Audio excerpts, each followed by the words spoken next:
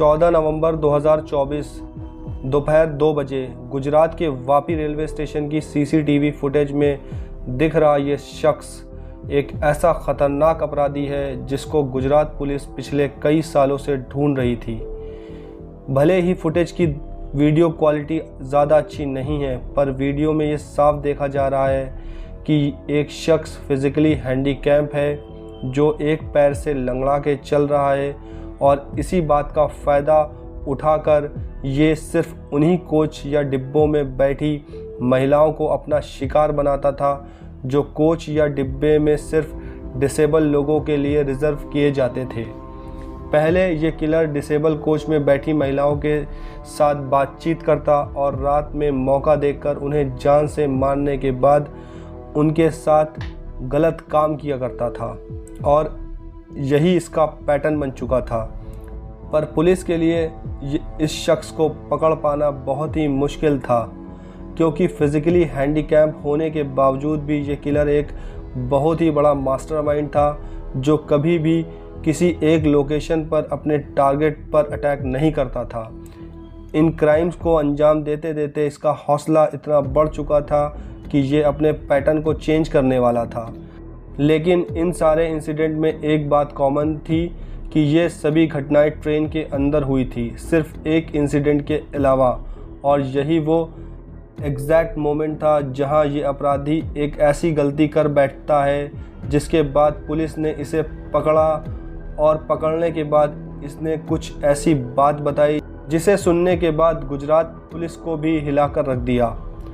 जवान से लेकर बुजुर्ग तक किसी को नहीं छोड़ा। इस सीरियल किलर की क्राइम हिस्ट्री ने पुलिस को भी चौंका दिया है। केस में आगे बढ़ने से पहले मेरी आप सबसे रिक्वेस्ट है कि प्लीज़ इस वीडियो को एंड तक देखिए। तो होता कुछ यूँ है कि गुजरात के वसाड़ डिस्ट्रिक्ट में रहने वाली 19 साल की खुशी अपने कॉलेज से घर वापस लौट रही थी। उसका घर रेलवे स्टेशन के करीब 200 मीटर की दूरी पर था, जहां पर वो स्टेशन से उतरकर अपने घर तक वॉक करके जाती थी। पर 14 नवंबर को अब वो देर शाम तक घर वापस नहीं लौटी तो घर वालों को उसकी चिंता होने लगी, और उसकी लोकेशन जानने के बाद जब उन्होंने उसके मोबाइल पर कॉल किया तो उसका फ़ोन आउट ऑफ कवरेज था। घर वालों ने जब इस बारे में उसकी बड़ी बहन तृप्ति को बताया तो उसने खुशी के सभी फ्रेंड से पूछताछ करना शुरू कर दिया।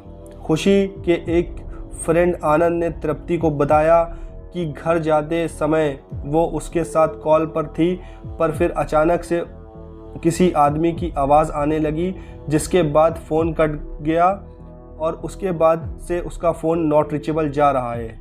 घबराई हुई हालत में तृप्ति और खुशी के दोस्त जब उसे ढूंढने निकले तो स्टेशन के रास्ते के बीच में पड़ने वाला एक आम के बाग के पास उन्हें एक सैंडल मिली, और थोड़ी देर बाद उसी बाग में बेहोशी हालत में एक बॉडी मिली जो अनफॉर्चुनेटली खुशी की थी। अनकॉन्शियस हालत में जब उसे पास के सिविल अस्पताल में ले जाया गया तो डॉक्टर्स ने उसे डेथ डिक्लेयर कर दिया था, और मौके पर पहुंची पुलिस ने एक्सीडेंटल डेथ की एफआईआर दर्ज करते हुए बॉडी को तुरंत फॉरेंसिक पोस्टमार्टम के लिए भेज दिया। कुछ देर बाद आई पोस्टमार्टम रिपोर्ट ने पुलिस और घर वालों के होश उड़ा दिए, क्योंकि खुशी की डेथ एक्सीडेंटल नहीं बल्कि उसके साथ पहले दुष्कर्म किया गया था और फिर उसकी गला दबाकर हत्या की गई थी। मामले की सेंसिटिविटी को देखते हुए पुलिस ने तुरंत एक न्यू एफआईआर रजिस्टर की और केस की इन्वेस्टिगेशन शुरू कर दी। पुलिस अपनी इन्वेस्टिगेशन कर ही रही थी कि उन्हें डेड बॉडी के पास एक ब्लैक एंड वाइट कलर की स्वेट शर्ट और एक काला बैग मिला, जिससे 3 जर्सी, 2 शर्ट और एक मोबाइल चार्जर थे। बैग को देखकर पुलिस को ये कंफर्म हो गया था कि कोई लोकल नहीं बल्कि एक ट्रैवलर है जो अक्सर ट्रेन में इधर उधर ट्रैवल करता है।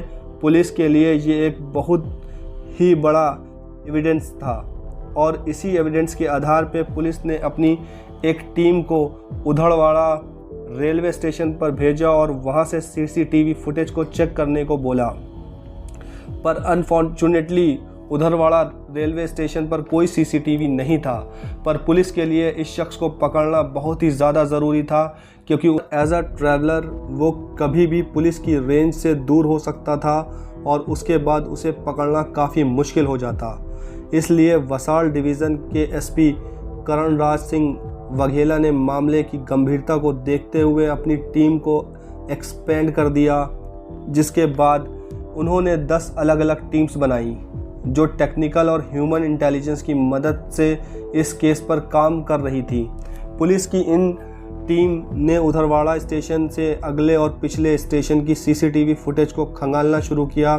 सिर्फ कुछ ही दिनों में पुलिस ने गुजरात से लेकर मुंबई तकरीबन 2000 से 5000 सीसीटीवी फुटेज को चेक किया। 4-5 दिनों तक चले सर्च ऑपरेशन की मेहनत फाइनली रंग लाई।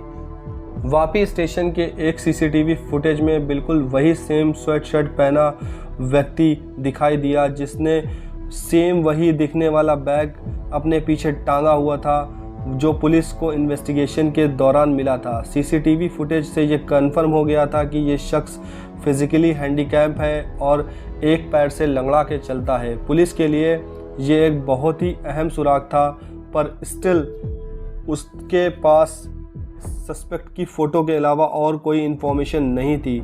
अधिकतर केसेस में ऐसे किसी सस्पेक्ट की आइडेंटिफिकेशन क्लियर न होने की वजह से पुलिस उस लोकल एरिया के सारे पुलिस स्टेशन और जेल्स में इस सस्पेक्ट से मिलते जुलते शख्स को पहचान करती है ताकि उसकी रियल आइडेंटिटी को पता लगाया जा सके। पारदी पुलिस स्टेशन की एक टीम ने भी वही किया। उन्होंने गुजरात के उन सभी लोकल जेल्स और पुलिस स्टेशन में इस सस्पेक्ट की फ़ोटो को सर्कुलेट किया ताकि इसके बारे में कुछ इन्फॉर्मेशन निकाली जाए, लेकिन पुलिस को ऐसा कोई भी क्रिमिनल इन जेल्स में नहीं मिला। घड़ी की सुइयां भाग रही थी और जैसे जैसे टाइम बीत रहा था पुलिस की टेंशन बढ़ती जा रही थी। इसलिए पुलिस ने अपनी सर्च को एक्सपैंड करते हुए अब centralised national database of offenders की जांच शुरू किया। ये एक सरकारी डेटाबेस है जिसमें देश भर के अपराधियों की जानकारी होती है। इन रिकॉर्ड्स को चेक करते हुए पुलिस को बहुत बड़ी कामयाबी मिली। इस सस्पेक्ट की शक्ल में जोधपुर के एक जेल में बंद क्रिमिनल से मैच हो गई। इस क्रिमिनल का नाम राहुल करमवीर जाट उर्फ भोलू था। राहुल हरियाणा के रोहतक गांव का रहने वाला था और पहले भी चोरी चकारी के केस में जेल जा चुका था। रिसेंटली ही वो राजस्थान की एक जेल से छूट कर आया था। पुलिस राहुल के घर पहुंची, जहां उसके घर वालों ने बताया कि वो बचपन से चोरी चकारी करने लगा था, जिसके बाद उन्होंने घर से निकाल दिया था। पुलिस को बाद में राहुल मुंबई के शिरडी और आंध्र प्रदेश रेलवे स्टेशन की सीसी फुटेज में देखा गया, जिससे ये कन्फर्म हो गया वो अभी भी ट्रैवल कर रहा था और यही वजह थी कि पुलिस राहुल को पकड़ने में नाकाम थी। इंसिडेंट को काफ़ी दिन हो चुके थे और ऐसी सिचुएशन में पुलिस के लिए सबसे बड़ा डर ये होता है कि सस्पेक्ट कहीं कोई और क्राइम ना कर दे। लेकिन केस के ठीक 10 दिन बाद यानी 24 नवंबर को पुलिस ने एक मुखबिर के थ्रू पता किया कि जो मुंबई के बांद्रा रेलवे स्टेशन पर हॉकर का काम करता था, उसने पुलिस को बताया कि उसने बिल्कुल राहुल जैसे दिखने वाले एक शख्स को अभी अभी बांद्रा रेलवे स्टेशन में चलते हुए देखा है, जो वापी स्टेशन की तरफ जा रही थी। पुलिस तुरंत हरकत में आई और अपनी एक टीम को लेकर वापी रेलवे स्टेशन पहुंची। जैसे ही ट्रेन वहां पर पहुंची, पुलिस डिसेबिलिटीज़ कोच में जाकर राहुल को अरेस्ट कर लेती है।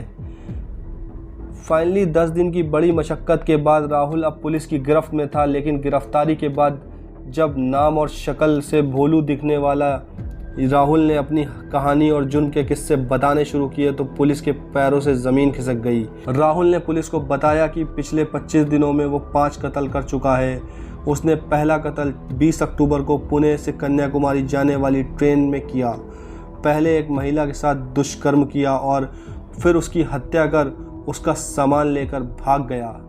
दूसरा कत्ल 24 अक्टूबर को बेंगलोर से मुरुदेश्वर जाने वाली ट्रेन में किया। इसमें उसने एक यंग मेल को सिर्फ इसलिए मार दिया क्योंकि उसने राहुल को बीड़ी पीने से मना कर दिया था।